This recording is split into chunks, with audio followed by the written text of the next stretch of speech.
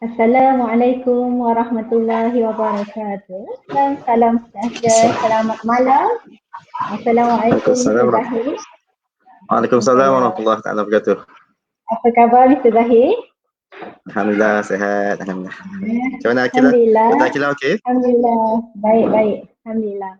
Baik, selamat datang kepada semua audiens, viewers yang bersama-sama dengan kita dalam Facebook Live bersama Dr. Anda di page Gerakan Wanita Sejahtera. Jadi, hari ini sebelum kita mulakan topik menarik kita, mari kita bersama-sama buka dengan Ummul Kitab Al-Fatihah.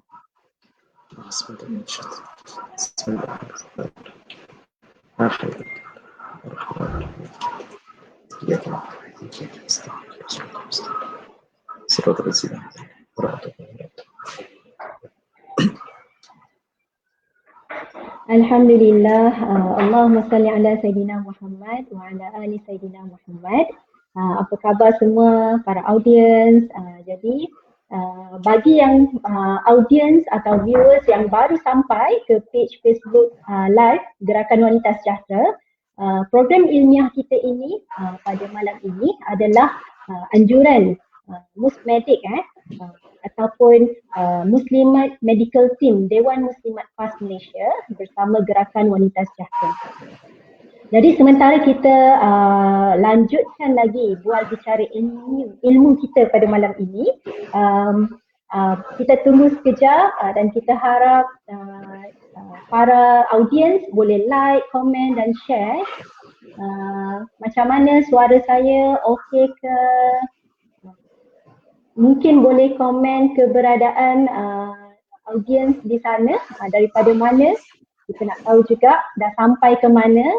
Alhamdulillah jelas Dr. Wan, mungkin kita boleh komen dan share kepada sahabat-sahabat lain, ahli keluarga, supaya ilmu ini kita boleh sampai dan sebar luas, seluas-luasnya. Okay. Daripada Abu Hurairah radhiyallahu anhu bahawa Nabi sallallahu alaihi wasallam ada bersabda yang bermaksud, barang siapa yang menempuh satu jalan untuk menuntut ilmu, maka Allah Subhanahu wa taala akan memudahkan baginya jalan untuk ke syurga. Imam Al-Ghazali juga ada menyebut menuntut ilmu adalah taqwa, menyampaikan ilmu adalah ibadah, mengulang-ulang ilmu adalah zikir dan mencari ilmu adalah jihad. Masya-Allah. Jadi saya akan tak sabar lagi rasanya nak memperkenalkan Dr. Pakar Bedah ENT, Otorhinolaryngology, Mr. Zahiruddin bin Zakaria. Beliau merupakan Head of Department ENT di Hospital Pulau Pinang. Beliau merupakan graduan daripada UKM pada tahun 2000 dan melanjutkan master pada tahun 2009 dan subspecialty dalam head and neck oncosurgery, doktor, pada 2015 hingga 2017. Jadi beliau juga tidak asing lagi dengan dunia ilmu sebenarnya. Beliau merupakan, selain daripada doktor pakar, beliau merupakan juga tenaga pengajar di universiti. Di Penang Medical College. Penang Medical College, dan juga dental class juga. Betul Penang Dental College. Okey. Jadi tanpa, saya tak nak curi masa Mr. Zahir, jadi topik kita pada hari ini, Mr. Zahir, kita nak bicara tentang kanser kepala dan leher. Jadi sebenarnya apakah kanser kepala dan leher? Boleh doktor huraikan? Silakan. Okey. Terima kasih kepada Dr. Akilah. Topik kanser kepala dan leher ni, kalau ikut dengan pada slide ni kita nampak memang satu gambar yang mengerikan. Gambar ni yang nampak dengan kedudukan mata, hidung dengan penuh dengan ketumbuhan, asa, mulut sampai ke leher dengan ada lubang untuk pernafasan itu. Okay. Ini yang sebenarnya gambar ni saya ambil daripada next slide please. slide. Okay, gambar yang mengerikan ni dengan ulcer semua ni saya ambil daripada keratan iklan merokok. Boleh gerakkan slide tak?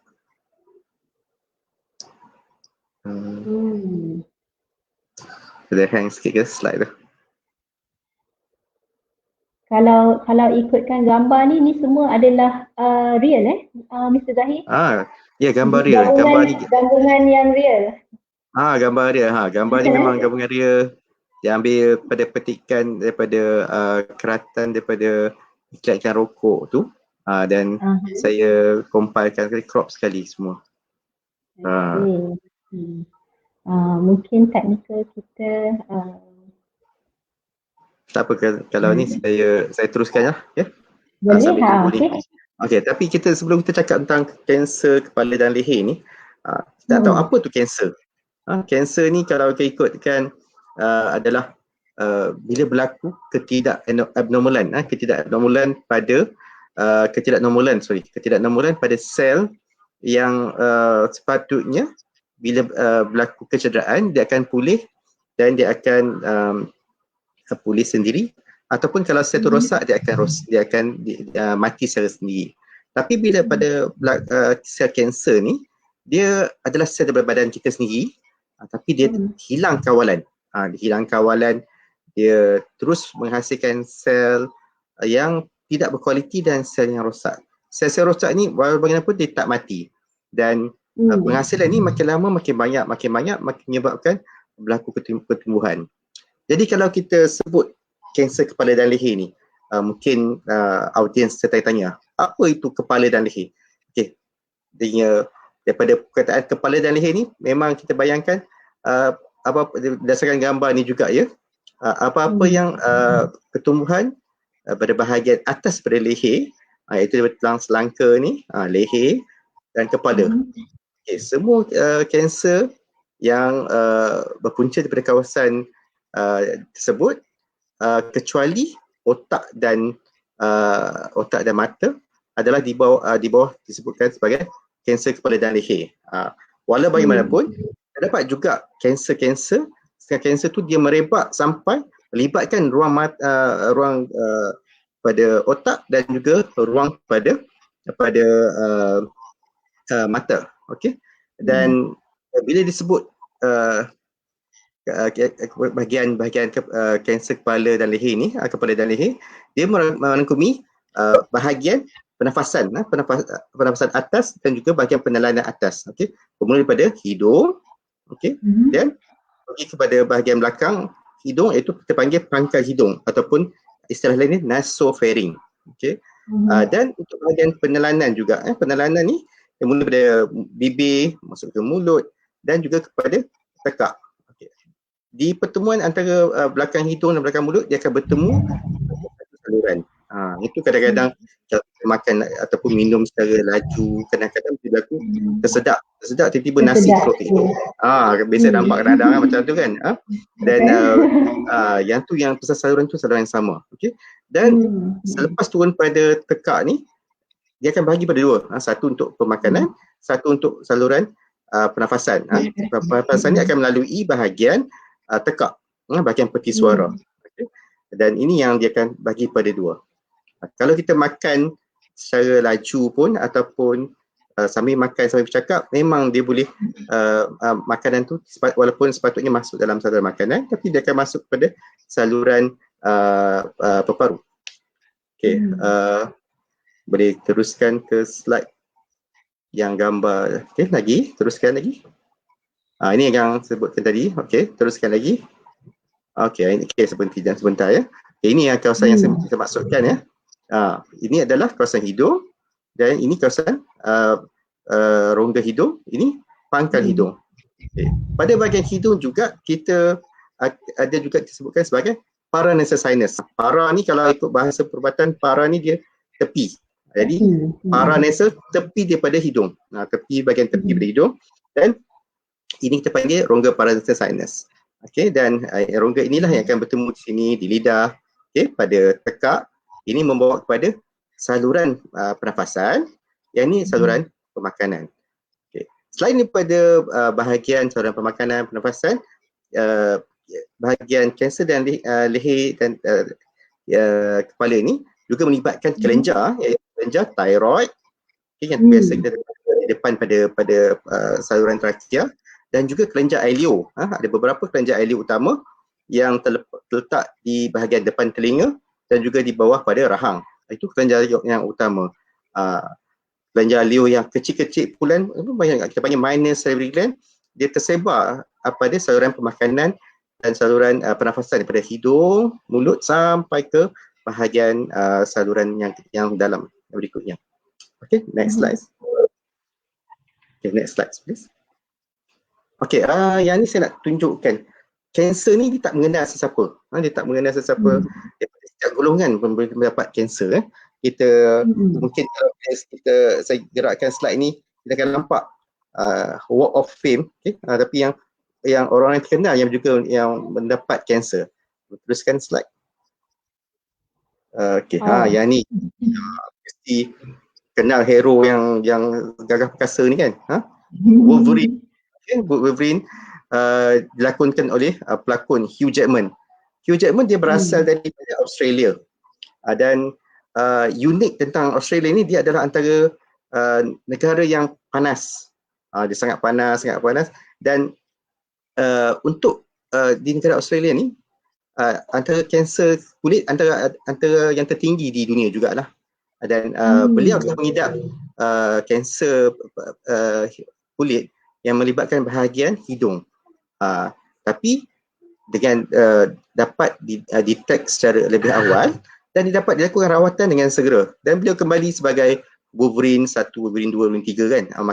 Makin lama makin kuat lagi dia makin dia beraksi. Okay. Dan berikutnya siapa pula kita tengok? Siapakah aktor lain yang terlibat yang mempunyai kanser kepala dan leher? Next slide please. Next slide. Okay, next slide. Yang ni, yang ni hero 80-an juga ni, Michael Douglas. Michael Douglas, ini saya isteri dia, atau bekas isteri kot, Catherine Zeta-Jones, pelakon Zorro. Dan beliau mengidap kanser pada saluran pemakanan, pada pangkal saluran makanan, pangkal lidah. Dan beliau telah dirawat oleh Dr. Profesor Jatin Shah. Ini adalah, kalau untuk bahagian head and neck ni, dia adalah maha guru besar, Tok Guru besar, umur pun 70-an. Dan dia, kalau bahagian head and neck, inilah buku rujukan utama kami yang ditulis oleh Profesor Jatin Shah. Beliau telah dirawat dengan baik dengan Profesor Jatin Shah dan kembali sebagai Dr. Pym dalam cerita Marvel kan, dalam Ant-Man and the Wasp, dia sebagai Dr. Pym. Dapat beraksi berlakon dengan macam biasa balik. Macam dulu, tapi dengan keadaan yang lebih elok dia. Okay, lepas dirawat. Okay. Bagaimana pula dengan pelakon lain? Apa yang kita kenal lagi? Boleh gerakkan slide? Next slide. Yang ni hero 80-an juga. Val Kilmer. Val Kilmer kalau tengok cerita dulu cerita Top Gun kan, dia adalah watak antagonis dalam cerita Top Gun. Dan yang ni saya suka tengok cerita Tombstone. Ini cerita legend lah. Tombstone ni zaman masa saya di medical student time tu. Yang ni kita schedule ramai beli DVD tengok cerita Tombstone. Yang klasik yang best. Okay? Dan beliau mengidap kanser tekak dan walaupun bagaimanapun kanser tekak beliau sangat mungkin pada stage yang lebih tinggi, dan dia terpaksa, kalau lihat betul-betul nampak putih kat leher kan, ini adalah tracheostomy tube, tube untuk pernafasan. Beliau terpaksa dilakukan pembedahan untuk memberikan rongga pernafasan. Beliau tak boleh bernafas melalui hidung atau mulut secara biasa pasal disebabkan saluran yang sempit oleh ketumbuhan tersebut. Dan beliau semenjak saya tahun 2016 atau 17 kot yang beliau mengalami rawatan, dan baru-baru ni dalam 2 minggu sudah 23 Julai keluar satu filem kenaan biodata dia, VAL, tajuk dia VAL. Boleh search tengok dalam Netflix rasa dah keluar dah VAL. Dan dia sendiri nulis dalam dia punya status driving through LA, dia nampak billboard tentang filem tu. Sebelum ni dia memang banyak menggimingkan diri, banyak tak keluar daripada khalayak, dan sebabkan kesukaran beliau untuk berhadapan dengan peminat, dengan keadaan beliau yang masa tu bengkak, muka pun ada bengkak juga. Sekarang dia bertambah sihat dan beliau keluar dengan lebih confident. Okay. Selanjutnya kita tengok siapa pula. Yang ni. Wira kita kan. Datuk Lee Chong Wei. Datuk Lee Chong Wei memang kita kenal hero Malaysia. Memang badan dia super fit apa semua. Memang cukup orang kata dari segi kesihatan memang beliau jaga. Okay? Dan pada beliau sendiri dapat merasakan perbezaan. Ini tahun 2018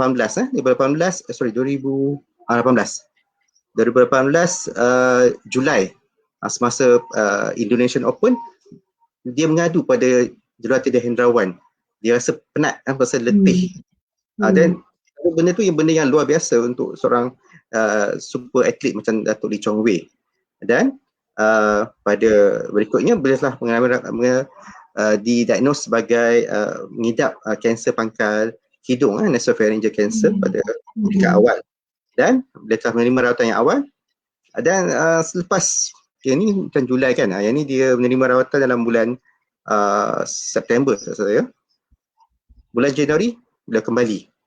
Masa ni dalam misi beliau untuk pergi menuju ke Olimpik Tokyo 2020. Yang ni beliau masih bersemangat lagi dan dapat cuba untuk memasuki pertandingan yang berikutnya. Okay. Itu yang kita nampak pada Datuk Lee Chong Wei, semangat beliau melawan dugaan yang hebat juga bagi seorang atlet. Okey. Berikutnya yang ni sama ada kenal tak kenal ni. Boleh berikutnya. Akila, Dr. Akila kenal tak ni? Kenal. Lalu tertanya-tanya apa? Kenal. Okey.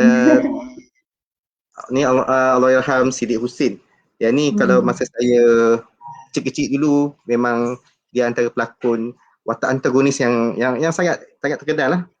Sama level dengan apa Saleh Kamil kan. Kita tengok cerita Bujang, cerita Ramli tu, Saja Hassan, Saleh Kamil atau Jahat. Ini kalau zaman 80-an ini memang terkenal. Beliau melakukan watak antagonis yang cukup hebat. Memang sampai kita tengok benci kita tengok kan. Dan memang orang akan perasan dia ada bengkak sikit. Beliau telah mengalami bengkak kelenjar ilio ni cukup lama, mungkin dalam 20-30-an, dan beliau pernah mengalami pergi pembedahan, buat pembedahan pada peringkat awal tahun 80-an 90-an tu. Walau bagaimanapun ketubuhan tu datang kembali.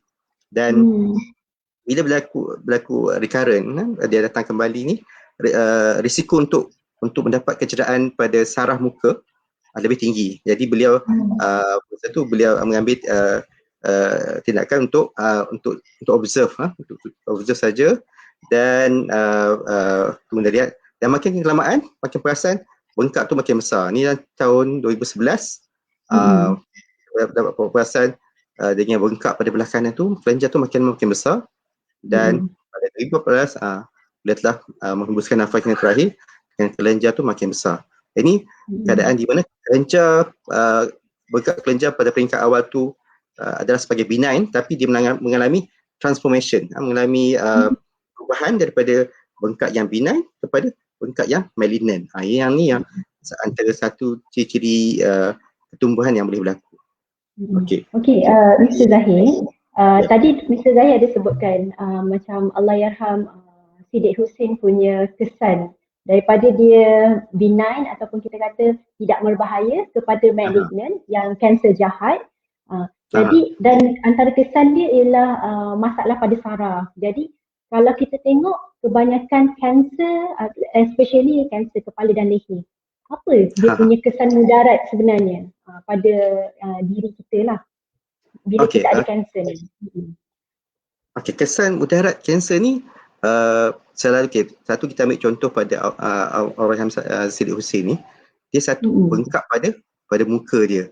Yang ni dia akan menyebabkan efek yang panggil appearance dia yang makin lama orang akan nampak. Okey. Next slide. Jadi apa efek lain? Kita tengok. Macam kita kembali kepada anatomi gambar rajah pertama ni, apa bahagian kanser kepala dan leher ni, hidung apa semua ni. Jadi kesan mudarat dia berkaitan rapat satu dengan dari segi fungsi. Fungsi penelanan akan terganggu. Fungsi penelanan pasal bila berlaku ketumbuhan pada lidah, pada tekak ni, pada saluran permakanan. Jadi fungsi penelanan akan terganggu. Fungsi pernafasan juga akan terjejas. Jadi macam contoh Volkilmer tadi. Bila berlaku ketumbuhan pada tekak, pada bahagian berkaitan dengan pernafasan, tak dapat bernafas. Jadi perlu dilakukan rawatan untuk kita panggil pembedahan tracheostomy untuk membuat satu laluan khas asing untuk memberikan fungsi pernafasan. Dan kalau bila melibatkan pada peti suara, pada lidah, dia semestinya akan mengganggu pada suara dan percakapan pada pesakit tersebut. Antara kesan lain pada fizikal, contohnya kalau ketumbuhan tersebut letak pada muka. Next slide please. Next slide. Contohnya, kalau ketumbuhan belakang sikit. Okey, contoh ya. Ini saya ambil pada gambar sakit saya tutup mata je. Yang ni beliau kalau dilihat betul-betul dapat dilihat titisan air mata di sini. Bahagian bawah ni ya. Saya yang gambar yang bawah dulu. Kita dapat melihat sakit yang mempunyai ketumbuhan daripada hidung. Ini ada tunjukkan kesel pada air mata beliau. Beliau mengidap kanser hidung yang merebak daripada hidung terus ke keluar, dan juga dia kanser tersebut juga dia merebak ke bahagian belakang dan menutup pada saluran pernafasan. Hingga beliau terpaksa lakukan pembedahan tracheostomy pada beliau. Jadi kita nampak kan, nampak titik tracheostomy. Okey, dan pada gambar di atas kan nampak kan dengan tracheostomy, pasal dia tak boleh nafas semua. Dan dilihat pada gambar di atas pada beliau tu, kita dapat dilihat sakit yang mempunyai kanser yang merebak pada leher. Dan juga kanser ini juga merebak pada bahagian kulit. Jadi kalau melibatkan kawasan yang banyak, kita memerlukan pembedahan, perlu dibuang bahagian kulit ni juga untuk mengelakkan daripada sel kanser tertinggal. Dan kalau dilihat pada dada tu, kita terpaksa ambil kulit pada bahagian dada dan juga isi untuk menampal semula pada bahagian yang dibuang itu. Okey. Pada gambar rajah kanan, pada gambar kanan bahagian atas dapat dilihat sakit yang mengidap advanced cancer pada bahagian mulut. Dia melibatkan lidah, bawah lidah semua memang sampai bengkak. Macam ni beliau masih still boleh bernafas, tapi perlu diperhatikan selalu. Fungsi penelanan, fungsi percakapan kita akan nampak dia akan terganggu. Pasal lidah yang perlu untuk kita menggerakkan tu tak dapat digerakkan dengan sempurna. Okey, ada benda tu.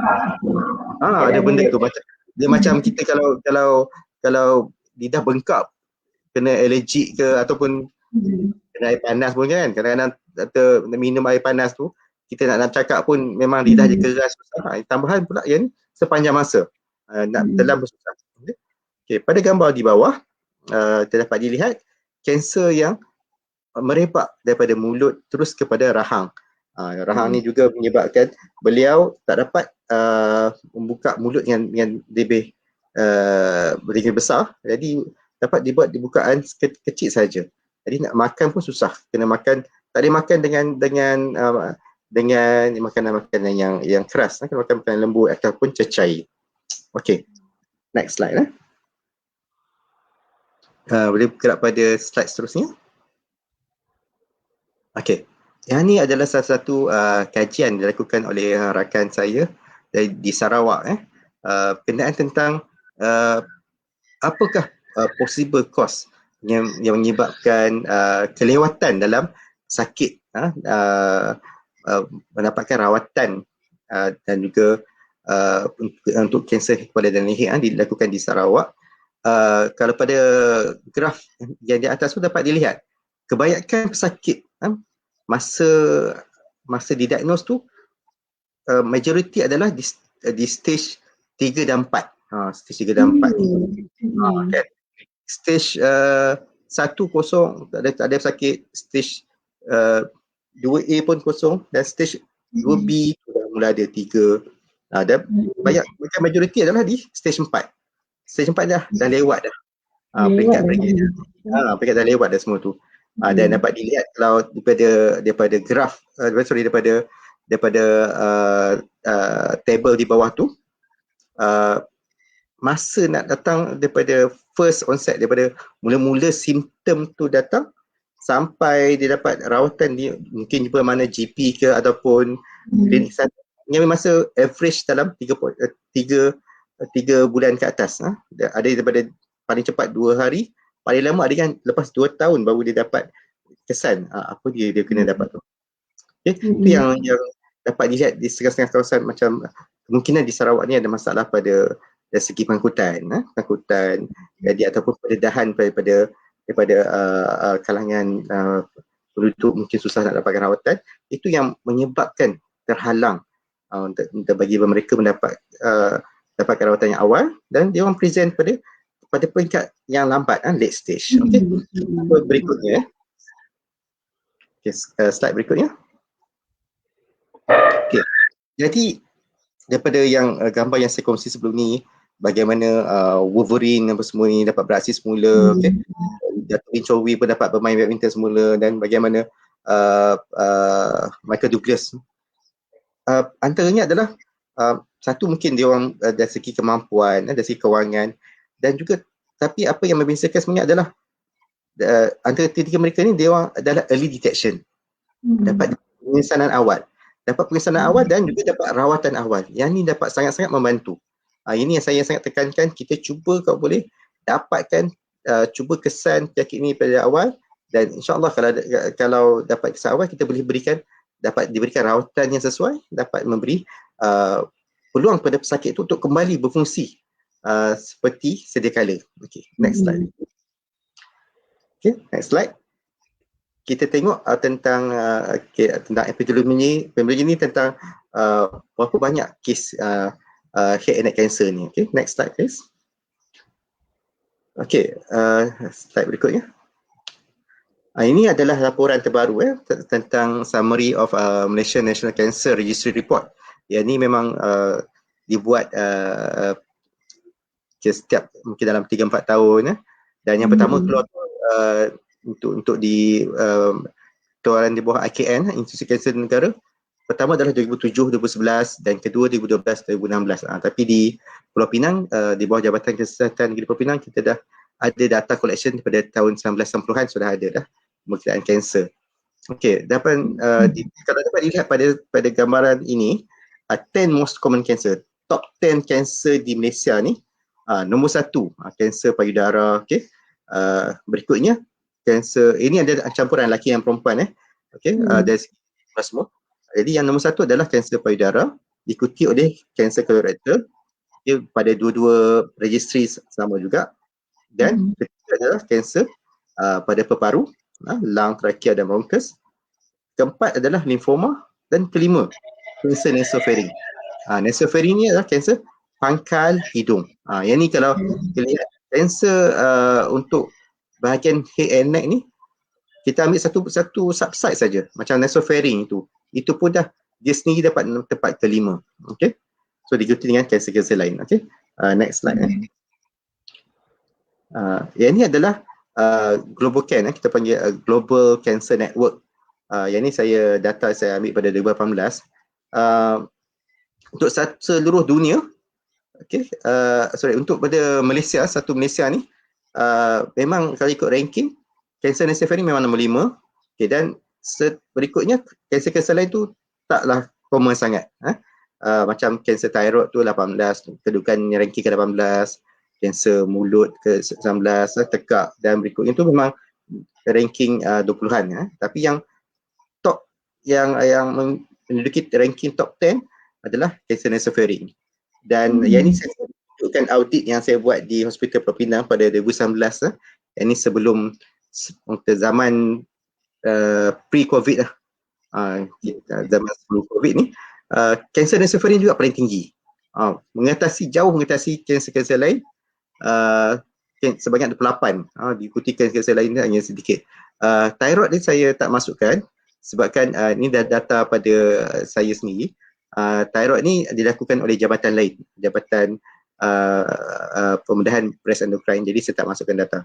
Mungkin pun tinggi juga, tapi kanser nasofaring memang secara overall dia memang cukup tinggi, memang ranking yang paling tinggi. Okey, untuk berikutnya. Berikutnya ini adalah gambaran graf tentang kedudukan kanser nasofaring jauh meninggalkan kanser-kanser lain. Di antara kanser utama yang pada rakyat Malaysia untuk kanser head and neck. Okey, seterusnya slide seterusnya dapat, kalau kita lihat ini adalah kita ambil table yang detail tentang kanser-kanser ini. Dan kalau dapat dilihat kanser macam kanser mulut, bibir, lip, tang ni, dia lebih pun kata ke depan, jadi anggota luaran, jadi mudah dikesan. Jadi tak banyak yang dapat yang stage, kalau kanser mulut ni, kanser bibir ni yang present pada stage 4 berbanding dengan kanser-kanser melibatkan bahagian dalaman, bahagian yang tak dapat dilihat, bahagian tekak apa semua tu. Jadi ada yang akan mencapai lebih pada 50% ada sakit didiagnose pada stage 4. Kanser macam contohnya tonsel pada tekak, oropharing ni pada tekak yang di belakang tonsel, nasofaring, hypopharing, semua ni dia lebih pada 50%. Pasal menunjukkan dia dapat dikesan secara lewat sikit kalau kita nampak tu. Tak nampak sebab dia dalam. Dia tak nampak. Betul. Kalau kanser lain macam bibir boleh nampak perbezaan dengan cepat. Dia orang yang lebih awal. Okey, jadi Mr. Zahir, kalau kita tengok dia punya akibat ataupun kesan mudarat kanser. Jadi datanglah kegusaran pada kita dengan deformity muka apa semua, dan bila Dr. Zahir bagi tahu, bentangkan pula yang nasopharynx tu kita kadang detect lambat, yang bibir ni kita boleh detect awal. Jadi apa sebenarnya risiko ataupun apa yang kita boleh kenal pasti ke untuk kita tahu risiko, siapa yang berisiko sebenarnya dapat kanser ni? Okey, soalan yang baik ya. Untuk faktor-faktor risiko ni kita dapat dibahagikan kepada beberapa faktor. Okey, secara umumnya kita bagi kepada 3. Okey. Slide yang berikutnya. Iaitu faktor genetik ataupun kita panggil faktor sejarah keluarga, okey. Faktor lifestyle dan juga faktor environment, faktor persekitaran. Okey. Dan kita tengok apakah yang secara khusus yang risk factor ni yang berkaitan dengan kanser pada dan leher. Okey, berikutnya. Okey. Kalau mungkin kalau untuk medical student ke ataupun ni, kita akan hafal formula dia panggil 6S. 6S yang causing the high risk for the oral cavity cancer. 6S ni spice, sharp teeth, spirit. Spirit ni bukan makhluk halus ke apa dah, spirit alkohol. Spirit, sharp teeth, okay, sex and smoking yang utama. Okay, so yang ni yang kita akan biasa hafal. Okay. Dan dapat dilihat kita pembahagian secara 3 tu genetik. Faktor keluarga tu memang tak dapat dinafikan. Ada setengah kanser yang menyebabkan faktor keluarga tu memberi faktor risiko sebanyak 20%. Ada sampai itu. Dan faktor environment, persekitaran. Apakah pendedahan yang didapat dari segi macam contohnya macam Wolverine kan tadi kan. Saya kata dia berasal dari Australia, negara yang sangat panas. Jadi setengah kawasan dia mudah untuk mendapat kanser kulit, sun. Dan ada juga pesakit yang terdedah pada radiation. Okay. Contohnya macam kes di bom atom, Nagasima apa semua tu, dan Chernobyl. Banyak kes selepas dia terdedah pada radiation, dia dapat kanser. Dan semua jenis kanser daripada kepala ke leher, kepala ke kaki pun dapat semua. Jadi ada satu lagi faktor pekerjaan. Pekerjaan ada setengah pekerjaan yang terdedah pada habuk yang dari segi habuk kayu. Habuk kayu ni memang banyak terlibat dengan kanser hidung, kanser hidung dan kanser paranasal sinus, yang tu dia akan disebabkan habuk-habuk kayu. Dan satu lagi kita tengok faktor pada Epstein-Barr virus. Epstein-Barr virus berkait rapat dengan nasopharyngeal carcinoma, okay? Dan juga pada setengah bahagian lain di dunia macam Afrika tu, kalau ada Epstein-Barr virus, dia highly associated dengan lymphoma. Okay, dan kita dapat lihat pada lifestyle pula, cara hidup. Cara hidup tu benda yang kita boleh ubah, tapi ada setengah yang lifestyle dia suka isap rokok, minum alkohol, okay? Dan mungkin kalau siapa yang biasa tinggal di kampung dapat kita lihat dulu, mungkin kita makan sirih, kan? Banyak. Sekarang mungkin jangan jumpa kot, tak kira jumpa tak? Kat KL ada orang makan sirih lagi. Susah nak jumpa. Susah jumpa, tapi benda ni yang untuk sirih ni, saya ingat mungkin banyak di belah South Asia ataupun di India, tapi sebenarnya antara di Taiwan ni antara mempunyai kes kanser mulut dan kanser pangkal mulut yang tertinggi, antara yang tertinggi di dunia.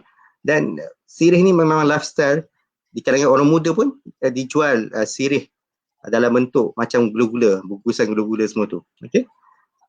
Itu memang dah common dan dia orang pun antara yang tertinggi di dunia untuk kanser mulut.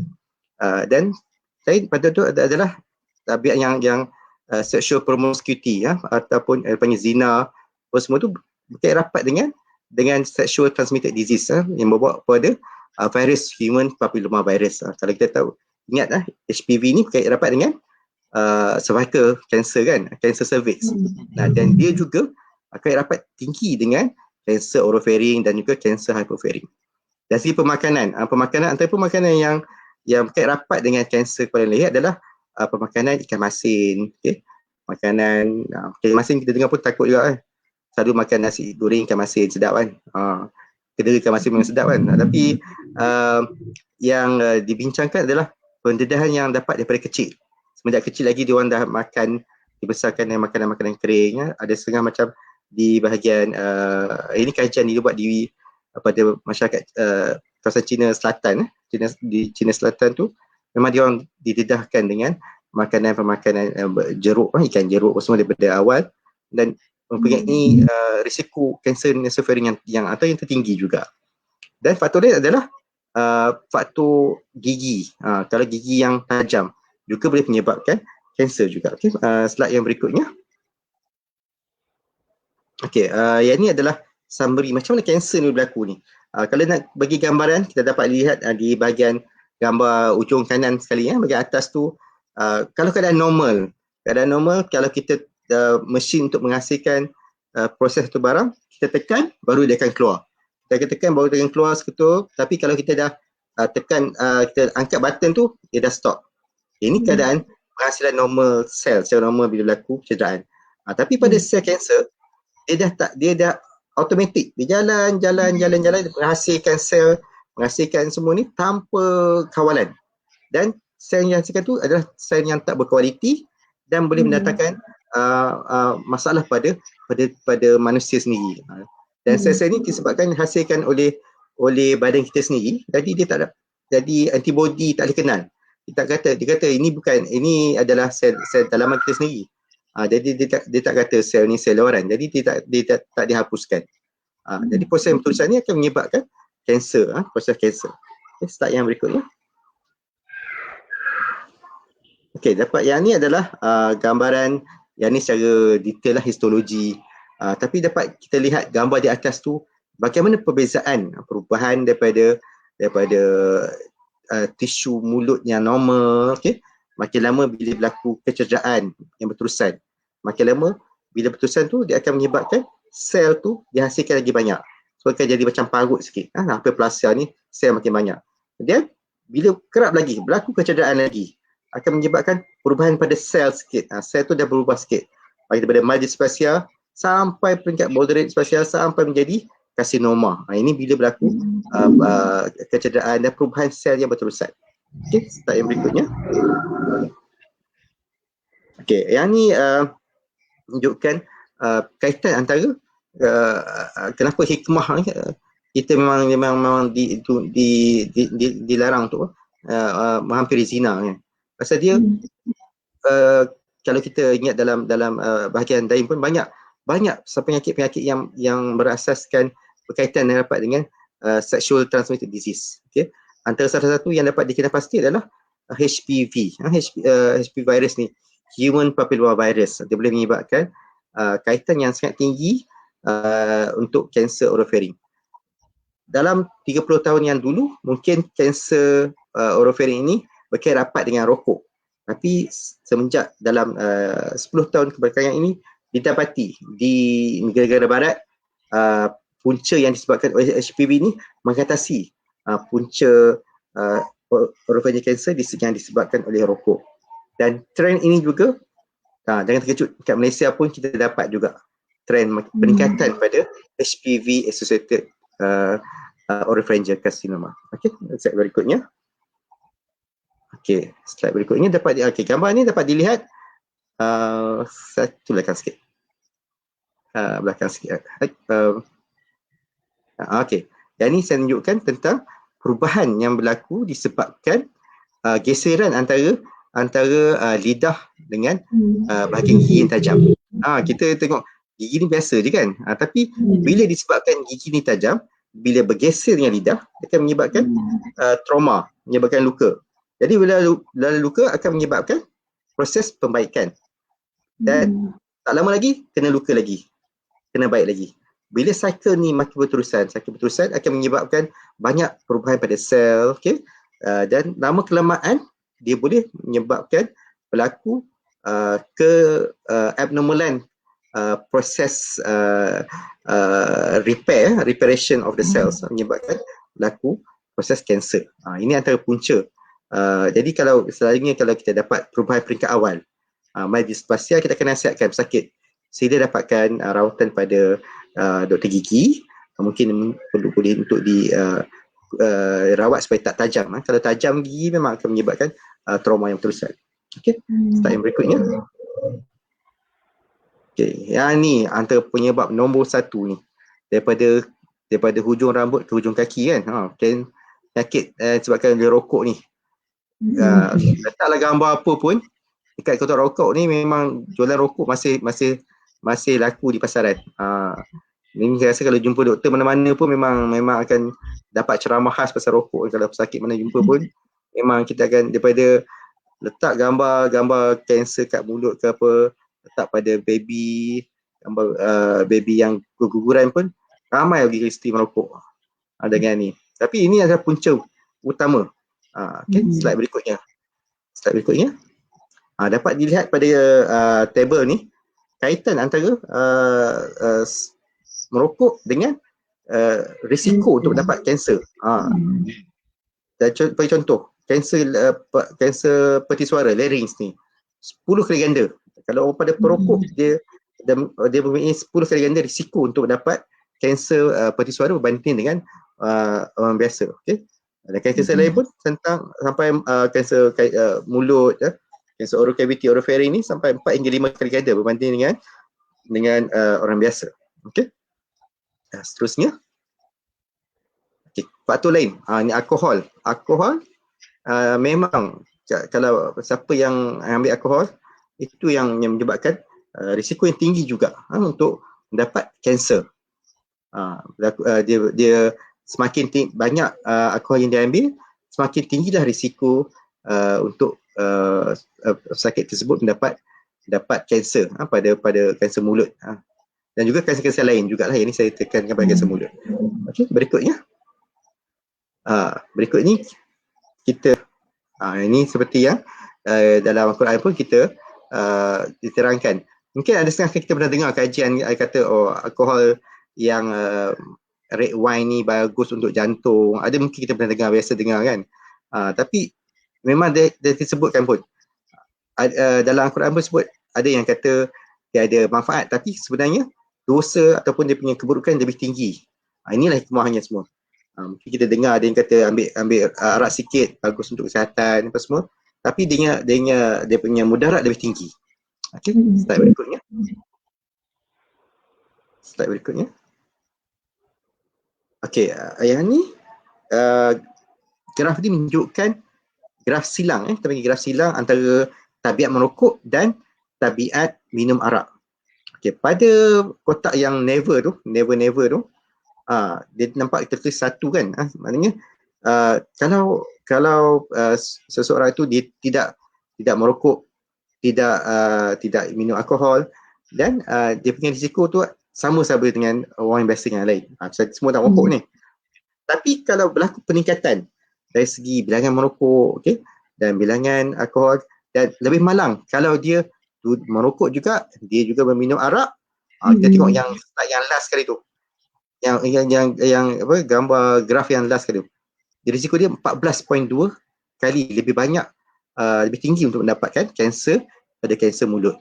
Okey? Tinggi kan? Pasal dia gabungan dua-dua. Dia merokok, dia juga minum arak. Alkohol juga. Okey? Dan slide berikutnya. Yang ni kajian yang dilakukan di Taiwan. Merokok tambah dengan minum arak lagi, tambah dengan sirih. Makan sirih. Risiko dia nampak tak? Dr. Akilah nampak tak dengan risiko berapa banyak tu? Rokok, arak lagi. Yang tengah-tengah tu kan? 1, 2, 3. 123 kali ganda. Lagi tinggi risiko nak dapat kanser. Ini orang kata resepi yang cukup sempurna. Mungkin kalau kita orang masak garam campur gula, ni garam, gula, Pak Haji Moto semua tu memang resepi yang top untuk ni kesan dia kesan synergistik, dia saling menguatkan untuk menjadikan kanser. Okey, ini yang kita lihat pada kesan faktor-faktor risiko yang untuk mendapatkan kanser pada dan leher. Okey, Mr. Zahir, kalau kita tengok yang risiko-risiko ni smoking, alkohol and macam makan sirih. Tapi macam mana pula sila. Tapi macam mana pula dengan kita orang biasa? Saya tidak merokok, saya tidak mengambil alkohol, saya tidak makan sirih. Apa yang saya perlu alert? Adakah macam simptom contoh ulcer, kerak ulcer ke, multiple oral ulcer ke, atau mungkin Dr. Mr. Zahir boleh terangkan lagi tentang simptom yang boleh orang awam alert lah. Okay. Jadi walaupun kita tak bagus bila kita tak buat isap rokok, okey, tak minum arak, okey, dan mengamalkan cara hidup yang sihat. Tapi perlu diingat juga, walaupun kita tak merokok, kita perlu berhati-hati pada secondary smoking. Okey. Dan antara benda yang terlibat adalah kita tengok apakah simptom untuk kanser kepala dan leher ini. Okey, slide berikutnya. Kita cuba tengok apakah simptom-simptomnya. Okey. Simptom yang untuk kanser kepala dan leher ni, yang paling utama yang tu saya buat dalam merah tu, paling pastikan simptom tu tak lebih daripada 3 minggu. Simptom apa ni? Rahsia dia. Okey. Kita tengok apakah simptom-simptom yang perlu diperhatikan. Okey, slide berikutnya. Okey, antara tanda-tanda dan kanser kepala dan leher. Pendarahan pada hidung. Pernah pendarahan hidung tak, Dr. Akilah? Pernah tak ada pendarahan pada hidung? Pernah tak kadang-kadang ada kahap darah? Ada kadang-kadang. Telinga berdengung? Sekali kan. Okey, ini ada, kalau senarai ni adalah memang hampir semua kita pernah mengalaminya, betul tak? Betul. Pendarahan pada hidung ada. Common symptom. Itulah. Ah. Ini adalah simptom yang common. Ulcer, saya pun kadang-kadang ada ulcer juga. Bengkak, Ya. kadang gigi bengkak ke apa semua tu, suara berubah kan, tiba-tiba suara jadi serak-serak basah, jadi raucous sekejap kan. Tapi benda tu biasanya berlaku hanya sebentar saja. Paling-paling lama pun seminggu, 2 minggu, lepas tu dia baik balik. Tapi orang kata danger sign ni, warning sign ni, kalau simptom ni berterusan lebih pada 2 minggu, memasuki 3 minggu, yang tu adalah tanda-tanda yang perlu kita ingat. Okay? Pada audiens semua, simptom ni dah biasa, kita sesama apa semua tu, seminggu insyaAllah boleh baik. Kalau kita naik flight apa semua tu, mungkin dia akan recover. Tapi untuk simptom yang berterusan selama 3 minggu, silalah dapatkan rawatan dan pemeriksaan di berjumpa dengan pakar ENT ya. Okay, kenapa perlu jumpa pakar ENT, nanti saya akan jelaskan. Okay. Sekarang ni tentang analisa simptom. Simptom yang pada bahagian hidung. Ini simptom yang biasa. Epistaxis, pendarahan, hidung tersumbat, okay? Kahak berdarah, okay? Hidung kurang deria bahu, dan kadang-kadang kita dapat kebengkakan pada sebelah, bahagian sebelah. Okay, kalau dilihat pada gambaran di atas ni, gambar hidung ni, kalau dilihat secara biasa, kita akan melakukan pemeriksaan biasa, kita akan dapat lihat pada ada merah sikit, ada bengkak, tapi kita tak pasti apa dia lagi. Ini kita pemeriksaan cara biasa. Okay. Dan kalau kita lihat dalam perubahan pada scan, CT scan, mungkin ada macam ketumbuhan. Dia tak sama. Okay. Yang ini saya terang detail lagi mungkin susah sikit untuk yang pada masyarakat awam. Dan kita lihat pada gambaran yang A dan B ni, ini adalah gambaran di mana ada kanser pada rongga sinus. Rongga sinus ni pada maxillary sinus ni. Dan bila ada kanser pada sinus, okey, sinus ni kalau ikut maxillary sinus, dia ada beberapa pasangan, okey. Maxillary sinus, frontal sinus dan ethmoid sinus. Belakang sekali tu ada sphenoid sinus. Okey. Kadang-kadang orang sebut sinus, saya ada sinus, semua ada sinus. Okey. Cuma kalau penyakit tu kita panggil sinusitis.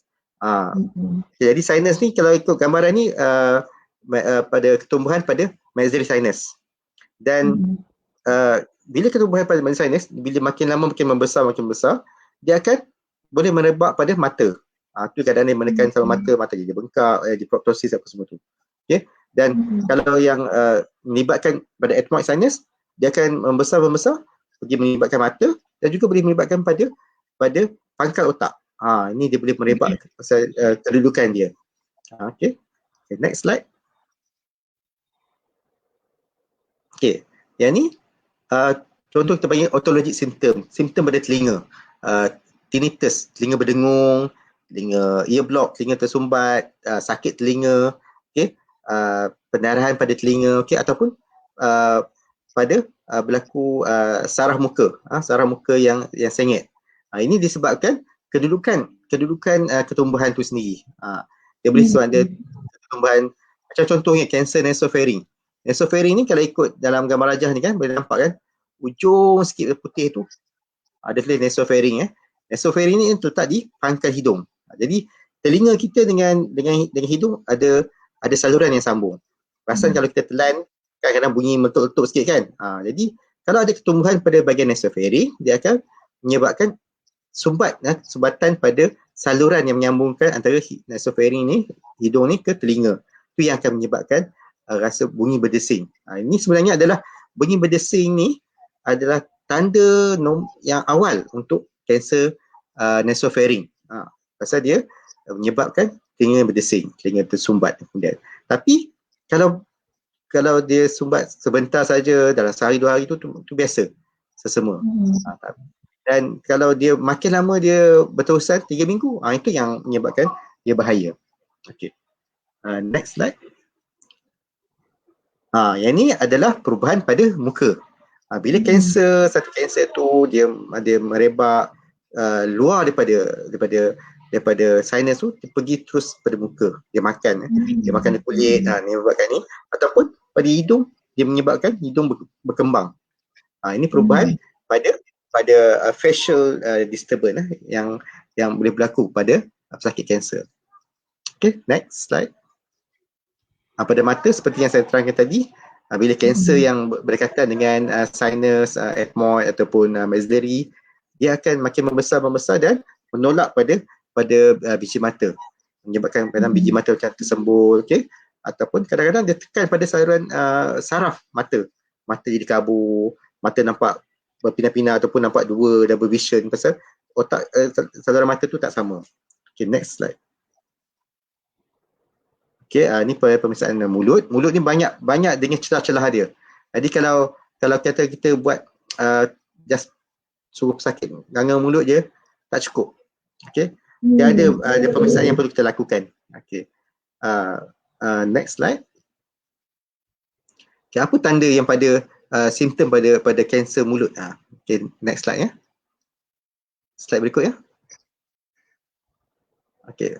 Macam selalu kita dapat kan, antara yang kita dapat tu ulcer yang kerap. Kalau ulcer tu lepas seminggu 2 minggu hilang dan tak lama tu datang pada tempat lain, itu biasa. Okay. Tapi kalau ulcer berulang pada tempat yang sama ataupun tak hilang-hilang, tempat sama, sejak ulcer tu bagi kita rasa tengok makin membesar ke atau apa. Kalau lebih daripada 2 minggu makin membesar, dan kalau kita pegang dengan jari, contohnya pada ulcer pada lidah, kita pegang dengan jari ada rasa keras-keras, itu adalah tanda bahaya. Kita takut dia akan menjadi kanser. Banyak contoh-contoh gambar yang pada sini tentang ulcer yang terletak, dan juga pada bahagian pangkal lidah, pada bahagian pangkal dalam, bahagian dalam dekat dengan pangkal lidah juga. Okay, next slide. Yang ni gambaran melalui skop. Kita buat pemeriksaan endoskopi. Okay. Selalunya nanti saya ada gambar akan tunjukkan bagaimana pemeriksaan lakukan. Dan bila pesakit datang dengan rasa foreign body sensation, rasa macam ada benda je, nak telan tak selesa lah, ada benda je, ataupun nak telan susah, sakit masa nak telan, ataupun dia susah nak menelan, dan air liur banyak meleleh, tak boleh nak telan air liur. Dan yang utama kadang berlaku perubahan suara. Yang ni kalau kita patut berhati-hati. Kalau simptom ni terusan, dia mungkin antara petanda untuk sakit atau kanser bahagian tekak, sama ada bahagian tekak untuk penelanan ataupun tekak untuk bahagian pernafasan. Okay, next slide. Yang ni pada peti suara, okay, larynx ni, selalunya simptom peringkat awal dia adalah berlaku suara jadi suara garau, perubahan pada suara. Okay. Bila kanser makin lama pada peti suara ni makin membesar, okay, pada gambar pada berikut ini kita nampak kan, dia menutup pada saluran pernafasan. Yang ni kalau ini peti suara, tapi kalau ketumbuhan tu makin membesar, dia akan menutup pada saluran pernafasan, menyebabkan pernafasan tu berbunyi. Dia bunyi dia beza dia. Ada yang dengkur, okay. Kalau stridor ni dia bunyi macam dia nak nafas susah. Macam kalau tengok cerita Star Wars tu, macam cerita Darth Vader kan. Darth Vader tu dia pernafasan dia bunyi macam tu lah. Macam stridor tu. Kalau berdengkur tu kita tahu bunyi macam mana. Okay. Dan expiration ni kalau disebabkan penglibatan kanser pada saraf dera rasa, okay, pada tekak. Jadi tekak kita tak boleh nak merasa ni, ataupun menyebabkan saraf yang mengawal peti suara tu dia tak dapat mengawal buka tutup. So dia menyebabkan peti suara buka saja. Jadi bila seseorang tu minum air dia tersedak, terasa dia tak boleh menutup pada peti suara tu. Okay. Itu antara tanda kanser pada leher. Dan kebanyakan kanser juga dia walaupun punca utama dia asalnya daripada hidung, daripada mulut, pada tekak, dan dia ada juga kejadian dia akan pergi pada bengkak di leher. Bengkak di leher ni kebanyakannya adalah bengkak disebabkan sel kanser tu merebak daripada contohnya daripada kanser nasofaring, dia merebak ke leher. Okay? Itu yang secara majoritinya. Dan bila pesakit datang dengan kanser dengan bengkak di leher, itu adalah automatik dia dah dapat stage 3. Dan malangnya macam sakit yang datang kita bila dah bengkak leher baru mungkin dia orang datang, ataupun berlaku kelewatan. Bila sampai pada klinik ENT, dia dah sampai level 3 dah, stage 3 dah kanser dia. Dan dapat dilihat pada graf ni, survival, 5 year survival untuk pesakit dengan kalau dia melibatkan regional ni leher lah, kalau dia regional ni memang berkurangan berbanding dengan kalau localized. Kalau dia hanya localized tu warna kuning tu, 80% dia survival. Tapi kalau dia dah regional metastasis ataupun dia sampai ke leher, dia dah turun separuh, 40%, tinggal 40% je survival rate, 5 year survival rate. Okay? Itu yang pentingnya kita cuba kesan kanser ni pada awal. Okay, next slide. Okay, yang ni adalah tentang step. Kalau yang di kalangan audien ni ada yang di kalangan doktor family health ataupun doktor kesihatan, doktor klinik, bila kita suspek saraf sakit tu, dia ada tanda dia sama ada ketumbuhan infection ataupun ketumbuhan macam ketumbuhan disebabkan oleh kanser.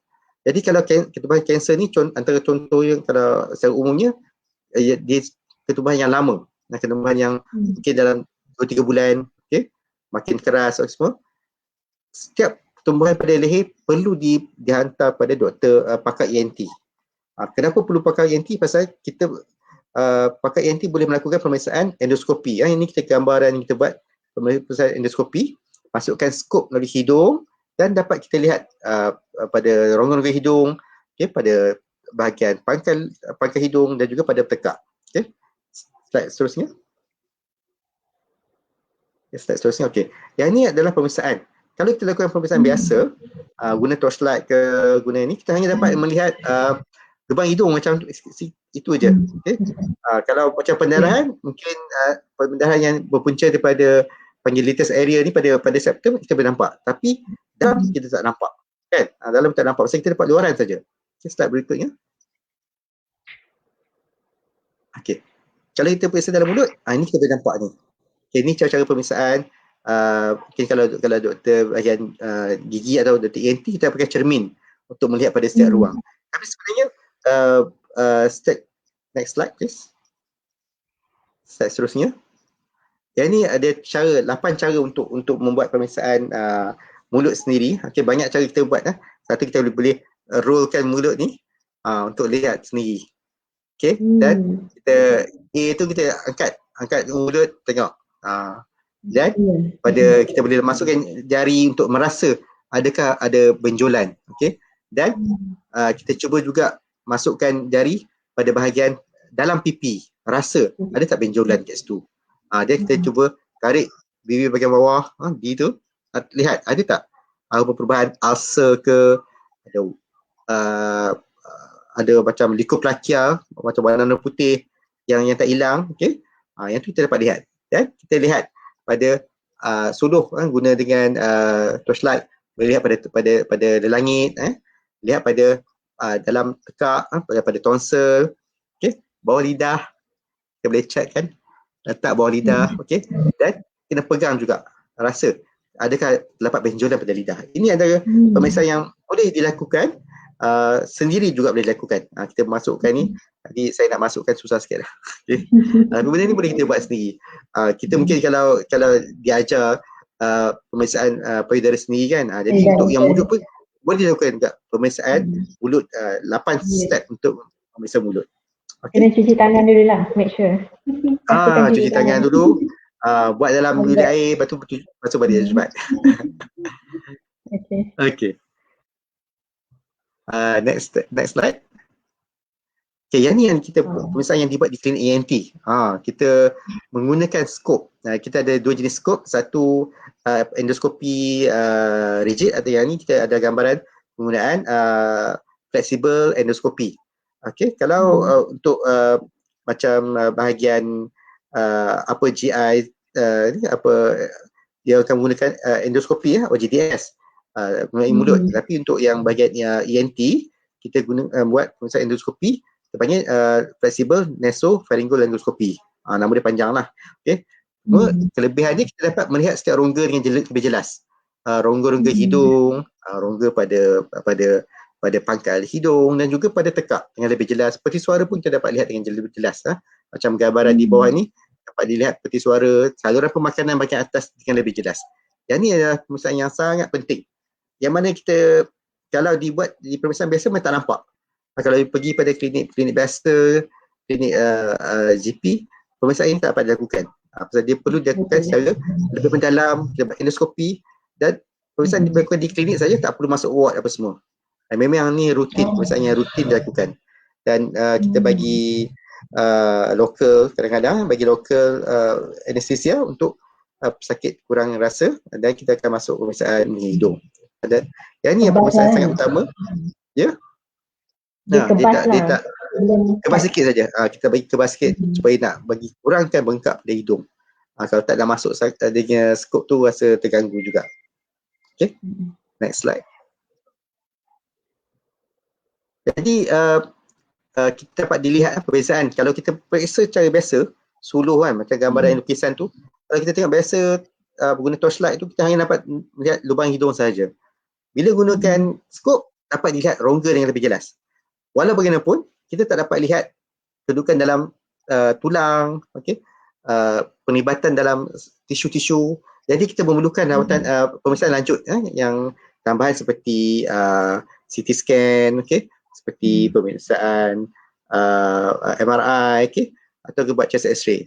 Dan untuk kanser head and neck ni, kita dari segi pemeriksaan scan apa semua ni, dia hanya menunjukkan kedudukan di mana letaknya kanser tu. Tapi untuk kita memastikan apakah jenis kanser, perlu dilakukan biopsi, ambil isi dia ataupun ketumbuhan tu, dan kita hantar makmal untuk periksa apakah jenisnya.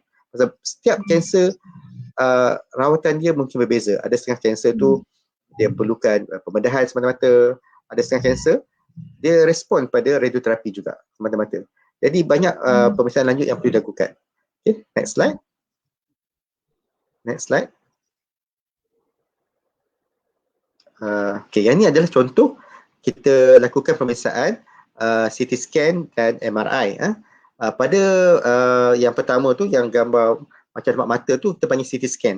Okay. Kalau gambar CT scan ni kita dapat dilihat pada rongga maxillary, belah kanan tu ada macam dia hitam tu adalah udara.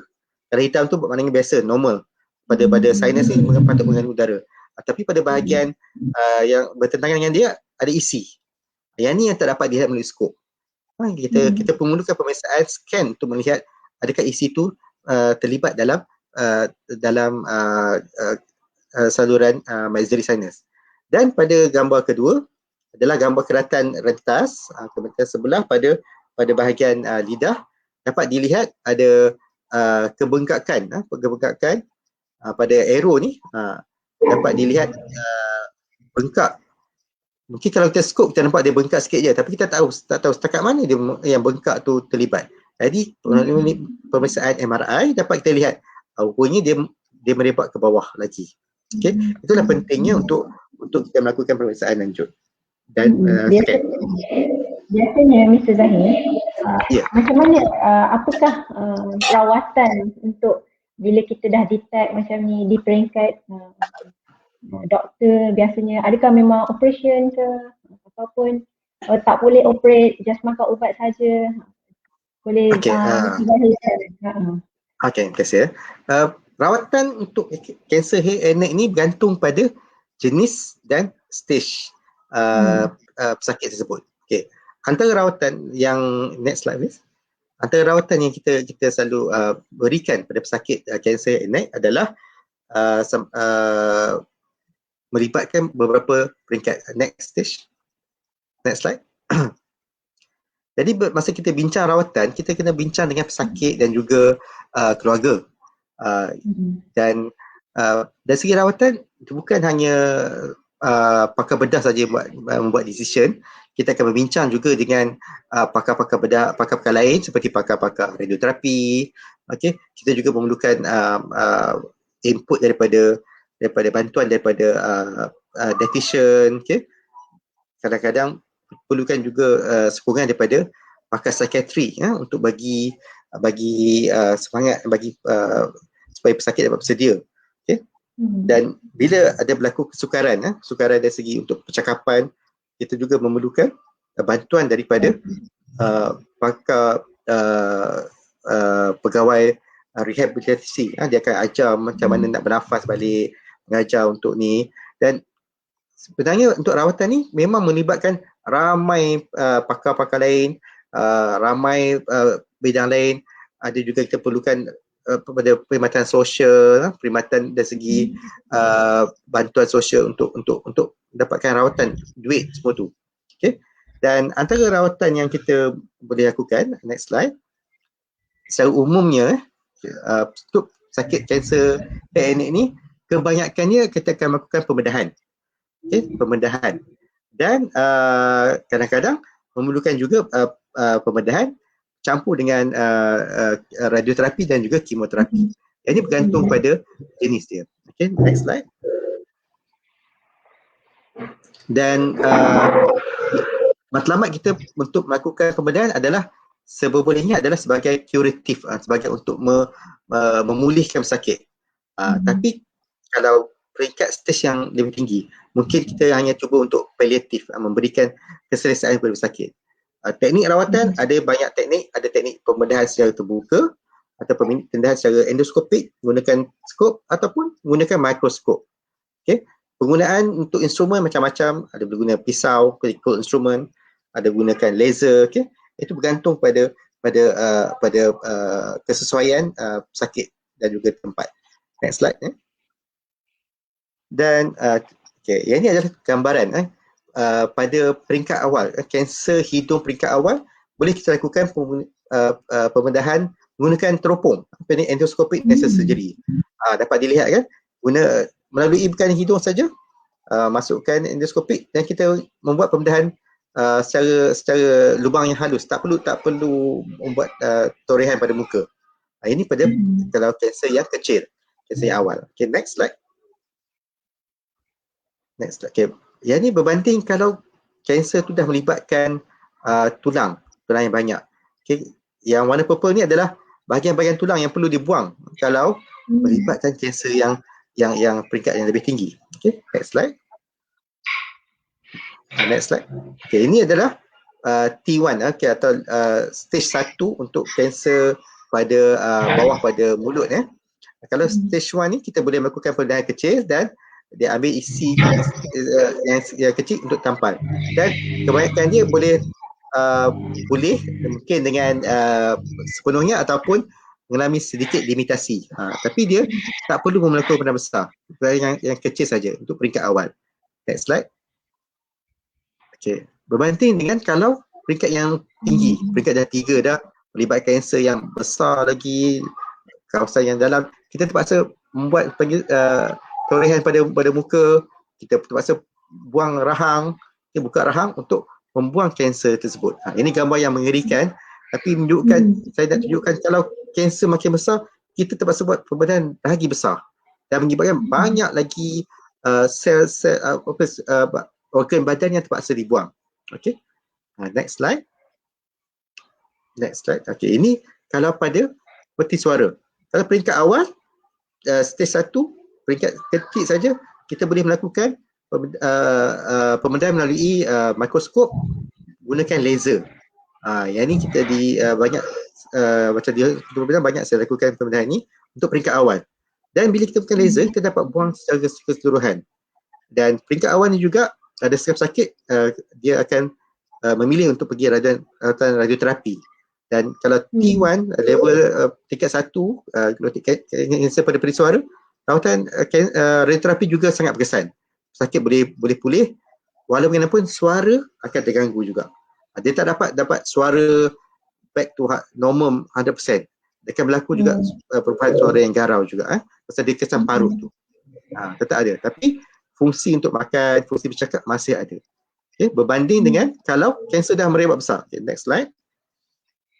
Next slide ya. Yang ni kanser peti suara yang besar dah, T4 dah. Jadi terpaksa buang seluruhan peti suara tu. Ni gambar yang mengerikan tu. Kalau yang B tu, peti suara yang kita buang. Dan bila peti suara buang, dia tak ada hubungan antara hidung dengan trakea ni. Dia punya ni dah hilang dah. Jadi kita terpaksa bawa saluran pernafasan tu keluar. Kalau gambar yang last kali tu kan, ada nampak tiup pernafasan tu terletak di leher. Macam yang gambar Volky 5 tadi kan, dia pakai tracheostomy tube. Dia pernafasan dia dibawa ke leher. Yang ni kalau kanser yang dah T4 dah. Okay, berikutnya. Okay, gambar berikutnya.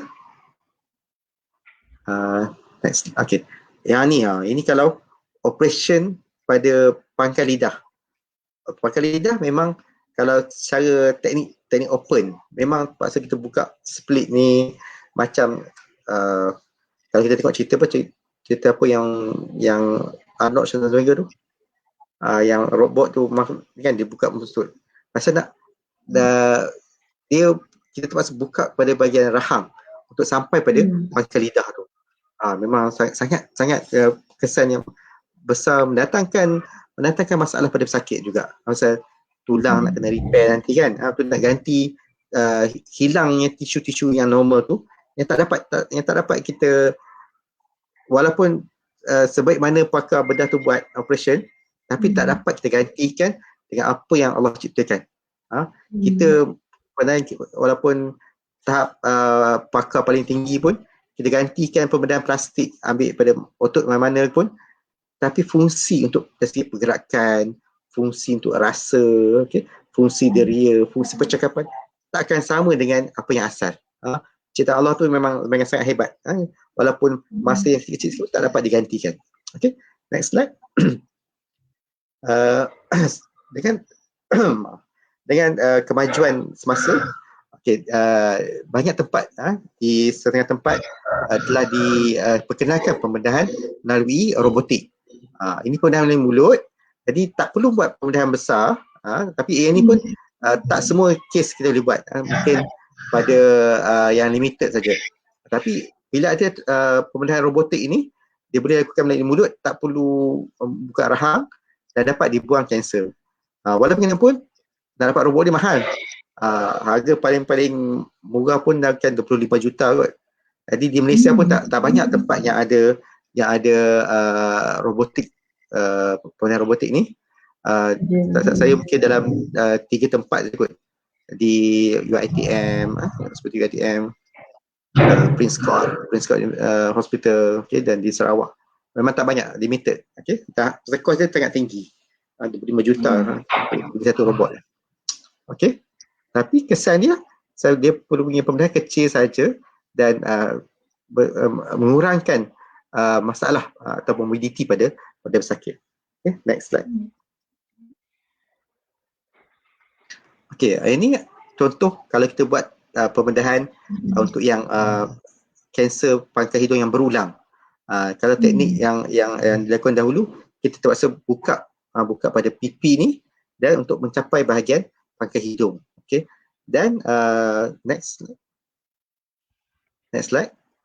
Tapi dengan kemajuan dari segi teknik, kemajuan dari segi peralatan, pembedahan tersebut dapat dilakukan sekarang melalui hidung, endoskopik.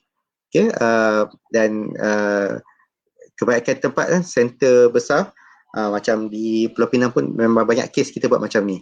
Kita buat pembedahan melalui lubang hidung sahaja, tak perlu membuat pembedahan besar-besar. Dan bila melakukan pembedahan melalui lubang yang lubang natural ni, dia peluang untuk recover lebih tinggi, dan dia punya masalah pada pesakit berkurang juga. Dia punya complication berkurang juga. Itu kelebihan. Next slide. Jadi secara keseluruhan dapat kita bezakan. Kalau kanser yang awal, dapat kanser peringkat awal, kita hanya melakukan pembedahan yang minimally invasif. Kita dapat memberikan pilihan kepada pesakit. Kita boleh offer pembedahan yang melalui lubang kecil, okay? Atau pembedahan robotik yang halus. Berbanding dengan kalau kanser tu yang dah besar. Kalau kanser besar, dia akan melibatkan banyak tisu yang terpaksa dibuang. Okay, next slide. Next slide.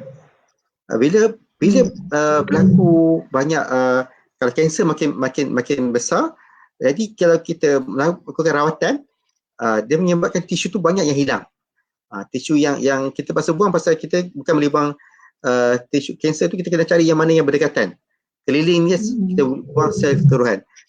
Tisu kanser kalau kita buang separuh, sebenarnya tak berkesan. Kalau buang separuh, dia akan tumbuh dengan cepat semula. Ingat, dia akan tumbuh semula. Jadi kita kena buang tisu yang kanser dan juga tisu normal yang dapat sekeliling dia. Dan ini menyebabkan banyak tisu loss. Banyak tisu normal juga loss yang menyebabkan kehilangan fungsi. Fungsi pada pesakit, tak boleh menelan, okay? Nak bercakap pun tak boleh, okay? Nak bernafas pun tak boleh. Jadi macam pesakit yang kita tebuk pada leher, kita buang pada suara. Dia tak ada cara nak bernafas, nak cara bercakap dia normal. Terpaksa menggunakan alat bantuan macam mesin, macam robot, macam seorang robot, okay? Menggunakan pernafasan melalui perut. Yang tu adalah yang secara tak natural, tapi itu dah pilihan yang kita boleh buat untuk rehab pada pesakit. Dan perlu diingat, disebabkan kanser pada bahagian leher dan bahagian mulut ni, memang pesakit bila dia keluar akan dia rasa rendah diri. Pasal semua orang boleh nampak, kan? Nampak ada macam kecacatan pada muka, okay? Ada yang dia nampak macam dia ada kanser, mungkin menyebabkan bau juga. Jadi ini mendatangkan rasa rendah diri pada pesakit. Dia makin lama makin macam tak mau bercampur dengan masyarakat. Jadi itu yang aspek-aspek kesan-kesan psikososial pada pesakit. Okay? Dan next slide. Next slide. Antara yang utamanya adalah kita perlu melakukan pencegahan. Pencegahan adalah yang utama. Okay? Kita pada semua pendengar, okay? Pesan pada orang keliling, pesan pada yang tersayang, pesan pada anak-anak, elakkan merokok. Okay, jaga kesihatan gigi. Okay, elakkan daripada minum arak. Okay, jaga jauhi daripada zina. Okay, dan perlu kita alert dengan perubahan-perubahan pada simptom ni. Adakah simptom perubahan pada suara, perubahan pada telinga. Ingat, apa keyword dia perubahan ni? Apa yang kita perlu ingat? Jangan biarkan dia lebih pada 3 minggu. Kalau lebih pada 2 minggu, 3 minggu ni memang danger sign. Sangat bahaya. Kalau tersebut biasa ni mungkin sehari atau hari 5 hari je. Tapi kalau lebih pada 3 minggu, perlu ambil serius, dapatkan pemeriksaan pada pakar ENT yang terdekat. Pasal dengan pakar ENT baru kita dapat melakukan skop, dapat pemeriksaan endoskopi melalui pada hidung dan berikutnya. Dan next slide. Next slide. Okay, saya dah sampai ke hujung. Ingin saya tekankan lagi, elakkan merokok, amalkan cara hidup yang sihat, bersenam, makanan yang sihat, okay, banyakkan sayur-sayuran, okay, hijau, makan fresh, okay. Kalau ikut penjagaan gula, penjagaan berat badan juga sangat penting. Okay. Dan saran terakhir saya adalah setiap penyakit ni yang penting adalah pencegahan. Pencegahan adalah lebih penting daripada mengubat. Kita cuba mencegah daripada mendapat kanser ini. Okay, kerana kesan-kesan dapat dilihat sebelum ini. Okay. Terima kasih. Okey. Alhamdulillah, terima kasih Mr. Zahir. Masya Allah. Panjang saya pun seronok sebab kita biasa dengan kita terasa dekat dengan simptom-simptom yang biasa, tapi yang mana yang dia akan menyebabkan kita alert lah, red alert. Yang mana yang bahaya? Antara yang biasa, mana yang bahaya? Simptom-simptom yang sangat biasa. Semua orang ada benda tu. Cuma adakah dia tu red alert ataupun simptom biasa? Kena ingat, jangan 3 minggu tu. Yang lebih 3 minggu, yang tu dah masa kecederaan sangat-sangat tu. Okey, Okey. kita sebenarnya dah tak ada masa, tapi kita ada beberapa soalan daripada viewers. Yang pertama daripada Puan Hajah Pinah. Okey, Mr. Zahir. Saudara saya naik macam bisul di kepala belakang telinga. Adakah ianya berbahaya? Terima kasih. Bisul di belakang telinga. Bisul, banyak jenis bisul ataupun kita tengok kalau bisul yang jangkitan, secara umumnya jangkitan apa-apa pun dia hanya mengambil masa dalam masa hari atau minggu. Kemudian dia akan pulih. Tapi kalau berlaku perubahan macam bisul ni, jika berlaku perubahan bisul yang mengambil masa minggu, perubahan minggu ke bulan diikuti dengan bengkak-bengkak, kemungkinan bisul tu adalah ketumbuhan. Kalau bisul yang nanah ni dia akan pecah sendiri. Ada mungkin setengah-setengah pesakit dia akan kerap mendapat bisul. Tapi nasihat saya yang utama bila dapat macam ni, bisul belakang telinga, walaupun bisul pun memang perlukan rawatan doktor. Jumpa doktor, kalau belakang telinga dia boleh mungkin juga merupakan salah satu tanda penyakit telinga, jangkitan telinga. Jadi perlu juga jumpa pada doktor yang berdekatan untuk pemeriksaan lanjut, mungkin perlu diberikan rawatan antibiotik. Dari segi nak kata bahaya sama ada dia kanser atau tak tu susah nak dikata. Cuma secara umumnya kalau benda tu dah lama, makan masa minggu atau bulan, kemungkinan kita risau jadi kanser. Tapi kalau walaupun sebentar pun kena lihat juga. Kalau nanah ni dia mungkin menyebabkan tanda-tanda jangkitan daripada bahagian telinga. Yang mungkin lebih serius juga. Okey, Mr. Zahir. Soalan seterusnya, epistaxis daripada Puan Nasibah Abu Bakar. Epistaxis tu kalau tak berterusan tapi 3 episode in 1 month, possible ke malignancy? Okey. 3 episode dalam sebulan. Kejap kerap. Punca daripada untuk epistaxis ni, kalau pada kanak-kanak 90% daripada kanak-kanak akan mengalami pendarahan pada hidung. Tapi kalau berterusan, dia boleh menyebabkan mungkin juga punca lain, sama ada punca daripada kadang kita tak pasang hidung gatal, kita tengah-tengah kan, menyebabkan kecederaan juga. Dan cuma bila makan masa lebih, jadi macam Puan bagi contoh 1 bulan, kalau tak ada punca yang jelas, lebih baik dilakukan pemeriksaan untuk kita melakukan pemeriksaan endoskopi. Pemeriksaan endoskopi ni kita boleh melihat struktur hidung dengan secara jelas. Dan kadang-kadang saya sendiri pun kadang-kadang bila pesakit datang dengan pendarahan pada hidung, walaupun kita skop kita tak nampak punca. Jadi kita mungkin terpaksa melakukan pemeriksaan CT scan. Kalau mungkin ketumbuhan pada sinus yang tak dapat dilihat dengan mata kasar ataupun skop. Jadi kalau dia dah macam sebulan ni, baik saya nasihatkan lebih baik dapatkan pemeriksaan pada pakar ENT yang berdekatan. Cuma pada COVID ni kita berhati sikit lah pasal pemeriksaan hidung ni dikategorikan sebagai pemeriksaan yang berkaitan dengan aerosol, high risk. Jadi kita kena berhati juga tu. Okey. Seterusnya daripada Encik Muhammad Azim. Doktor, kawan saya ada rasa bengkak di leher tetapi tidak sakit. Daripada bulan puasa lepas, doktor yang ditemui kata nak buat X-ray atau MRI, tapi akibat pandemik belum berjaya meneruskan step tersebut. Pandemik. Okey, yang ni antara yang langkah yang betul. Memang kalau daripada bulan puasa tu, sekarang ni dah bulan Muharram.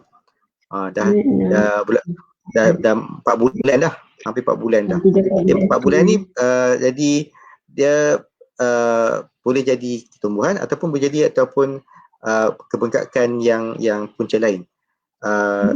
Jadi sementara nak tunggu nak buat MRI, X-ray mungkin tak nampak X-ray dia ni, dia mungkin MRI ni pun appointment dia memang makan masa. Secara normal pun kalau di tempat di pekerjaan mungkin dalam 3-4 bulan.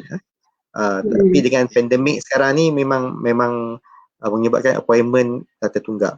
Jadi kalau nasihat saya kalau boleh sebengkak ni kita kena siasat. Adakah bengkak tu bengkak semata bengkak ataupun bengkak disebabkan dia punya metastasis ataupun daripada punca daripada kanser. Jadi punca kanser kita kena screen, buat skop pada hidung dan mulut, tekak semua, nak pastikan tiada punca utama kat situ juga. Alright. Okay, seterusnya daripada Puan Sofia Ismail.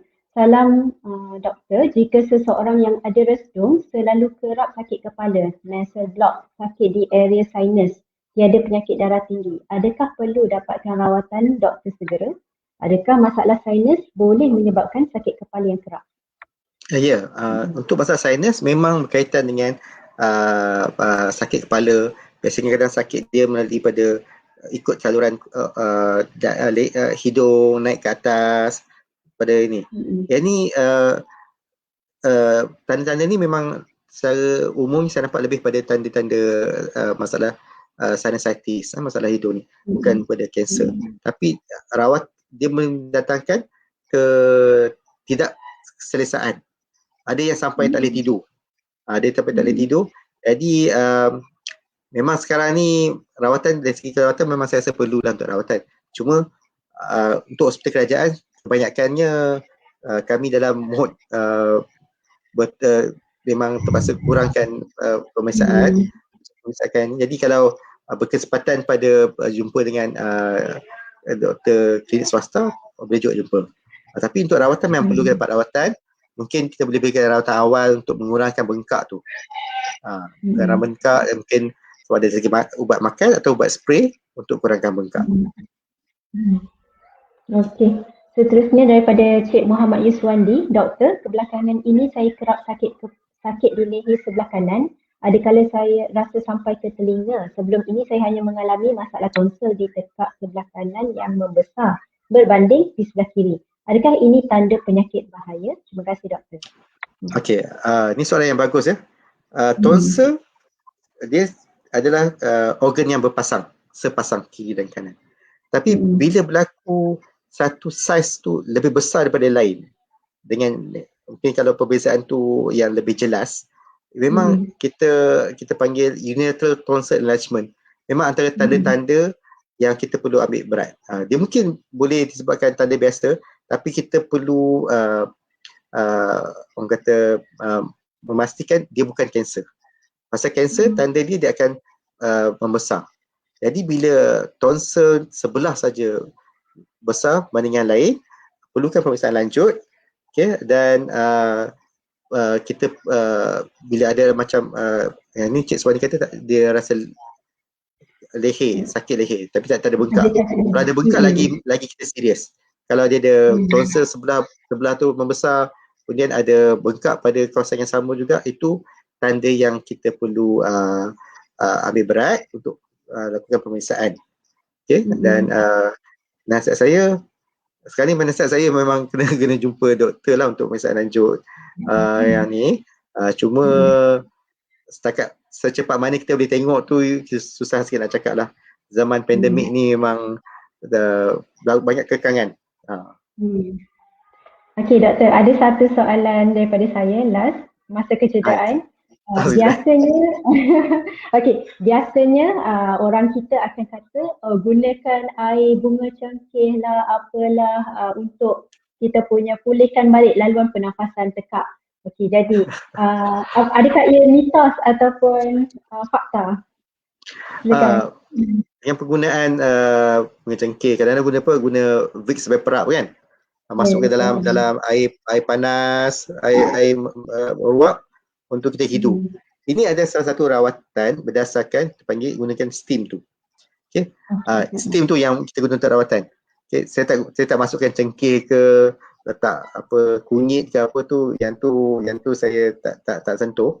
Tapi memang bila menggunakan steam, dia membantu untuk kita melembabkan ruang-ruang dalam pernafasan.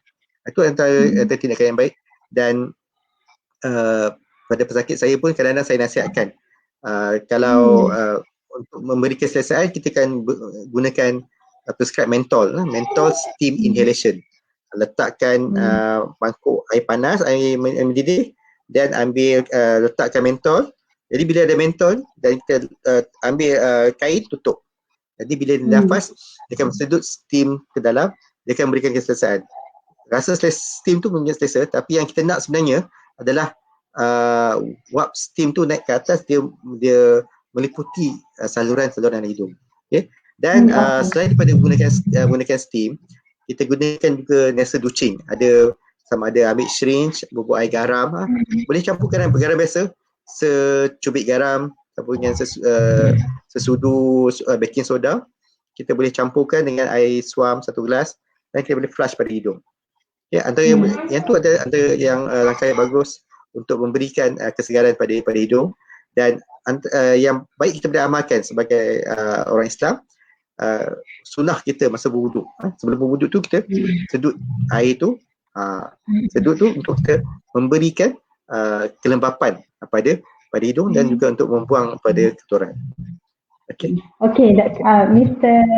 Zahir, last ni soalan last. Banyak peminat Mr. Zahir malam ni. Okey, daripada Encik Azizi Arifin. Assalamualaikum Tuan Doktor, saya mengidap penyakit recurrent thymic neuroendocrine tumor stage 3. Telah menjalani pembedahan pada 30 Disember 2019 di Hospital Sedang. Kemudian rawatan radioterapi 30X di IKN Putrajaya. Kini menjalani rawatan 30 kali. 30 kali radio. Okey, di IKN Putrajaya. Kini menjalani rawatan kemoterapi juga di IKN Putrajaya kerana PKP dan PKPD telah skip selama 3 bulan. Soalan saya, apa tanda-tanda jika sel tu hidup semula?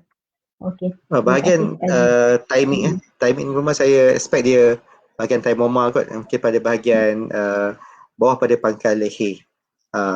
Dan ini 2019. Jadi tanda-tanda dia dari segi neuroendocrine ni, yang saya kalau dari segi size dia menekan tu mungkin dia rasa. Yang tu yang kena perhatikan. Adakah dia ada bengkak pada leher? Kadang-kadang dia metastasis. Bila dia merebak ke bahagian dalam, susah nak nampak. Bahagian bawah pada paru susah nak nampak. Cuma tanda kalau menekan pada pernafasan, okay? Menekan pada saluran pemakanan, yang tu kena ambil langkah yang berhati-hatilah. Dan benda halus, kalau sel yang pada peringkat awal susah kita nak nampak sama ada dia datang semula atau tak. Jadi manapun pasal Tuan Azizi ni, saya rasa baik dapat keputusan IKN ni memang center. Institut Kanser Negara memang center untuk yang rawatan kanser terbaik untuk negara kita. Jadi cuba aturkan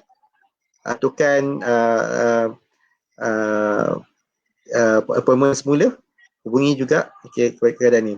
Cuma stage 3 saya tak pasti sama ada mungkin lepas rawatan tu dah pulih sepenuhnya atau tak. Tapi ke mana pun kita akan tetap melihat pesakit walaupun tidak pulih, terutama macam ni baru 2 tahun rawatan ya. Jadi kita akan tengok juga.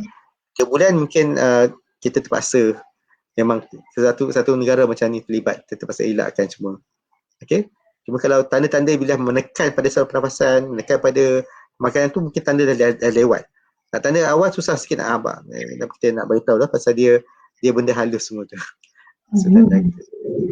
Okey, alhamdulillah, saya kira ini soalan penutup lah untuk masa yang dah tersedia. Alhamdulillah, saya rasa very fruitful. Bersyuk eh. Okey, jadi insyaAllah terima kasih banyak-banyak. Terima kasih Daun Keladi kepada Mr. Zahir meluangkan masa bersama kita malam ni. Terima kasih pada viewers, audience. Mudah-mudahan ilmu yang ada kita dapat praktik dan kita sebarluaskan supaya semua dapat manfaat bersama. Jadi sebelum saya tutup kita punya bicara ilmu petang ni, saya merasa nak kongsikan satu kata hikmah, iaitu hikmah itu adalah sesuatu yang hilang dari seorang mukmin yang mengambilnya jika ia mendapatkannya. Jadi mudah-mudahan ada hikmah di sebalik setiap ilmu yang kita dapat pada malam ini. Sekian kita tangguhkan kita punya program hari ini dengan surah Al-As dan tasbih kafarah. Assalamualaikum warahmatullahi wabarakatuh dan selamat malam. Stay safe.